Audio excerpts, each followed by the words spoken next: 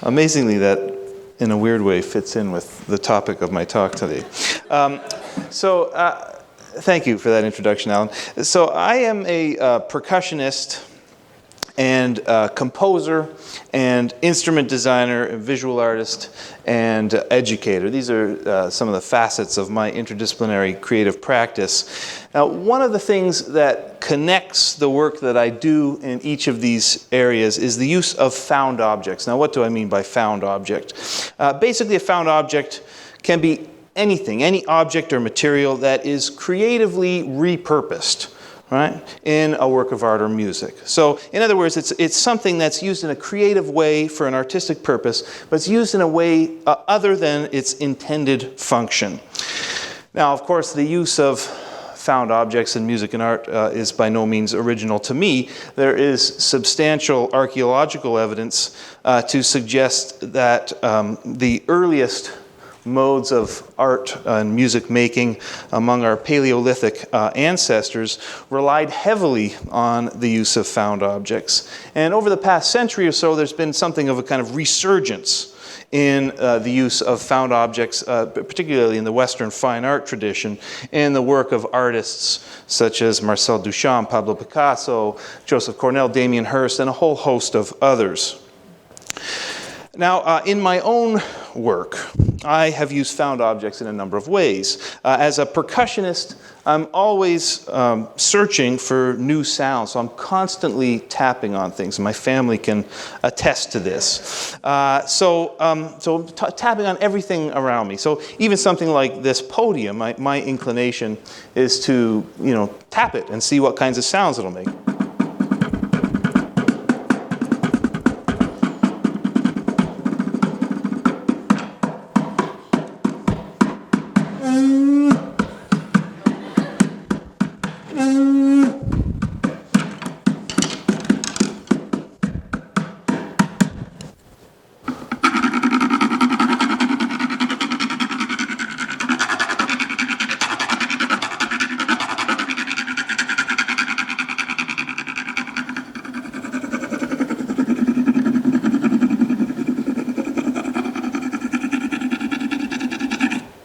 You get the idea.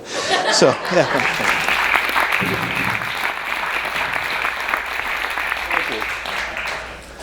So a few years ago, I actually made a recording called Music for Found Objects, on which I play a variety of items ranging from canoe paddles and saw blades and steel bowls and all kinds of other things, exploring each of these objects for their sonic potential. And I mention this, I know it must seem like shameless self-promotion, but I've actually brought enough copies of that record for everyone to take one home if you feel so inclined. So on your way out at the end of the evening, if you want to pick one up, go ahead, by all means. And it also is relevant to the topic of my talk today.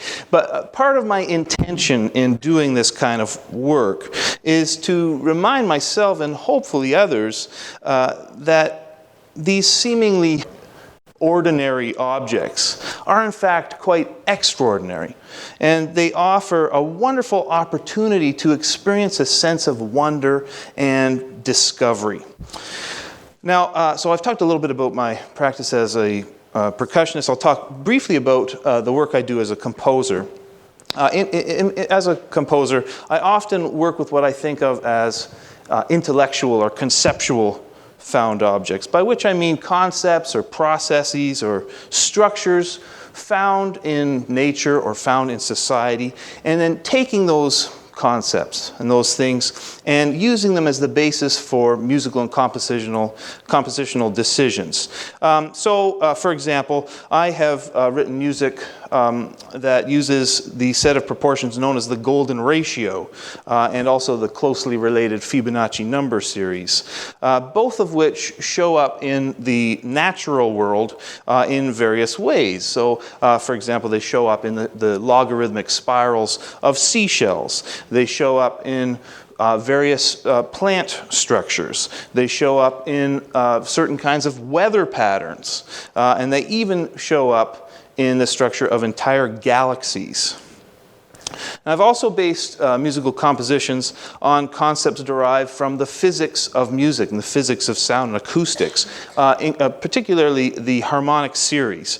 For example, I've written a piece called Jacob's Pillow in which the pitches that are used in the tuning, and this is not, it's a different tuning system than the one we're most familiar with that we hear on a piano, but the pitch ratios involved in the tuning system are actually derived from the harmonic series, and then I organize these into a spatial lattice in which the position of each pitch spatially is based on the proximity of the pitch ratios to one another in the harmonic series. Now, if that doesn't make any sense, don't worry about that. But what I will do is I'll play just a very short snippet of a video of me playing this piece, and which will hopefully give you at least a sense of what it sounds like. And you can also see the corresponding pitch ratios above and see how that corresponds directly to the instrumental, the configuration of the instrument.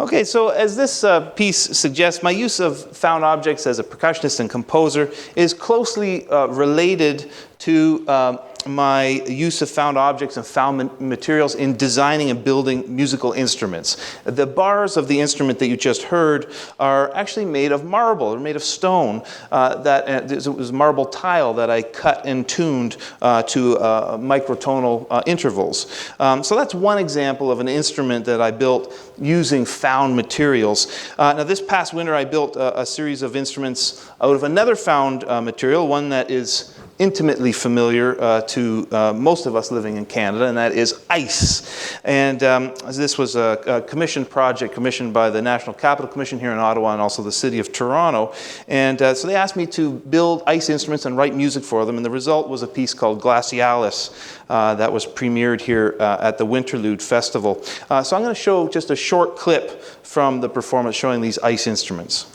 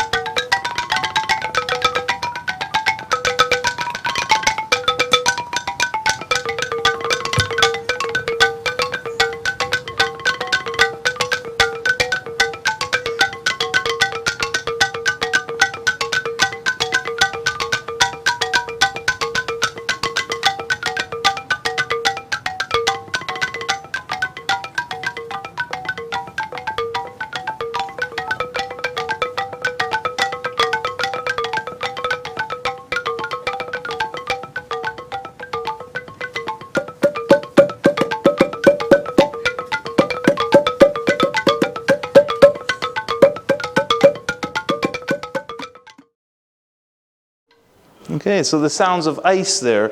Who knew that ice could sound like that? I didn't know. I had no idea when I started that project that it would work at all, but it turns out that ice is capable of producing some interesting music, interesting sounds. Now, in addition to this work that I do using found objects in my compositional practice and my practice as a percussionist and also in building instruments, I also do some work as a visual artist. And I thought I'd show just a couple of images from a relatively recent body of work titled Waterworks, where I was using found objects in this work. So the top two images, well, the one on the left shows me constructing the piece. It consists of little pieces of glass that I've collected over the past 15 or 20 years from various shorelines and beaches. So this is bits of glass that have washed up on the shore of Lake Ontario and other places. And so I arranged these into concentric circles on top of a bed of black sand, and that's what I'm doing in the photo on the left there.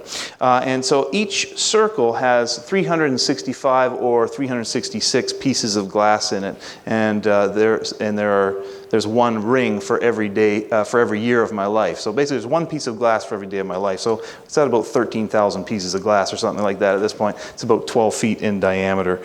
The image on the bottom, as you can see, consists of, is an installation that consists of canoe paddles. And I took the different lengths of the canoe paddles to create a kind of wave-like image in the gallery space, referencing both the movement of water but also the movement of sound. And what you can't see here is that attached to the backs of the canoe paddles were little speakers that were playing recorded sounds of recorded water that I'd assembled from various sound effect records, these kinds of things. So in both of these pieces, I was trying to find a connection between the found objects themselves, the bits of glass on one hand and the canoe paddles on the other, and also a connection between those things and the form that the piece took. So in the case of the glass piece, I mean, if we throw a pebble into a pond or into a lake, we get a kind of ripple effect similar to the one that kind of imagery that you see there, right? Now, in doing this kind of thing and trying to establish and articulate those kinds of connections, part of my intention here is, or what I'm hoping to do, is to create an aesthetic experience that encourages viewers to think about the relationships between the material things that we use and often take for granted and the natural environment and the natural world around us. So I mean, in each of these different facets of the work I do, I mean, found objects is something that comes up again and again. It's something I'm interested in. And this is filtered into my teaching as well. And so I teach music composition at Carleton University, and I also teach courses on instrumentation and orchestration. Now, it seems to me that if we accept the proposition that, as I do, that any sound is a potentially viable musical resource, then we need to expand, I think, our conception of, well, not only instrumentation, but of composition and maybe even of music more generally. So, in addition to studying the instrumental resources of the Western Symphony Orchestra, I have challenged my instrumentation classes for the past couple of years to come up with a new form of instrumentation. And the results have been very interesting. The 2008 class decided to explore latex balloons as musical instruments. They created this group called the Balloon Orchestra, which continues to play at various festivals and whatnot. This year, the class formed a group called Paper Phonics, which is dedicated to creating music from, you guessed it, paper and cardboard, paper in various forms. I'm going to play one more short excerpt for you here of Paper Phonics in performance. In this particular piece, we're playing pizza boxes. Oh, here's a few images. Here's the video.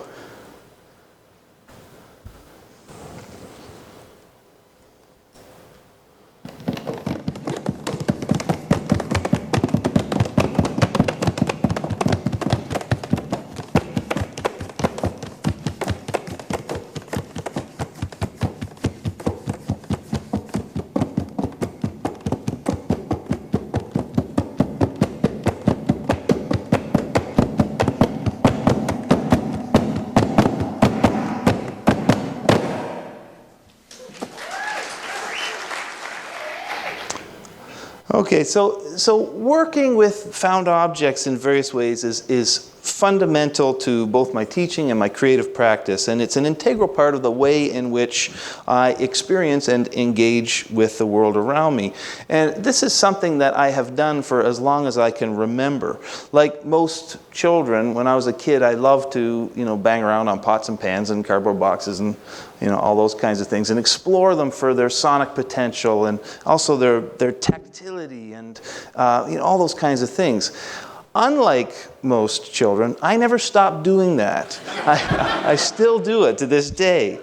And I would suggest that a big part of creativity, right, a big part of creativity involves hanging on to and actively nurturing that sense of curiosity and wonder that is innate in every human child, certainly every child I've ever met.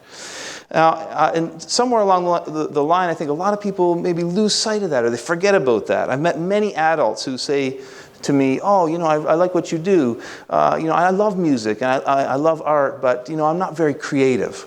And I always find that very shocking and sad, right? Because creativity is our birthright as a species, and it's around us. It's waiting to be discovered all the time in the things around us, whether it's a podium or ice or balloons or pizza boxes or whatever it is, right? All it takes is for us to look at those things and to listen to those things with new eyes and new ears and experience them and engage with them in a spirit of creative play and wonder. Thank you.